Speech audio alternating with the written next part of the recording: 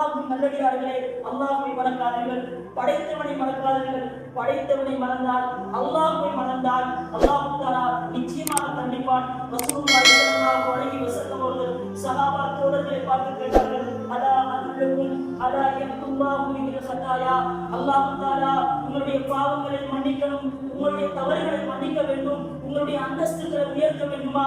அப்படியான ஒரு கடமையை நான் உங்களுக்கு சொல்லவா என்று கேட்டு சஹாபா தோழர்கள் சொன்னார்கள், யா ரசூலல்லாஹ் காலு பலா யா ரசூலல்லாஹ், அப்படியா இந்த விடயத்தை சொல்லுங்களேன் யா ரசூலல்லாஹ் என்று சொல்ல அல்லாஹ்வின் தூதர் நபிகள் நாயகம் ஸல்லல்லாஹு அலைஹி வஸல்லம் அவர்கள் சொன்னார்கள், அல்லாஹ்வுக்கு பயந்து அழகான முறையிலே ஒரு மனிதர் உது கொடுக்கிறார் என்றால் அவருடைய பாவங்கள் எல்லாம் மன்னிக்கிறான், அவருடைய தவறுகள் எல்லாம் மன்னிக்கிறான், அவர்களுக்காக வேண்டிய அந்தஸ்தை அல்லாஹ் உயர்த்துகிறான் என்றால் அன்பான ஈமானிய உறவுகளே, அல்லாஹ்வின் நல்லடியார்களே, ஏடிப்படியான விடயங்களை நாங்கள் மறந்தவர்களாக இருக்கின்றோம்.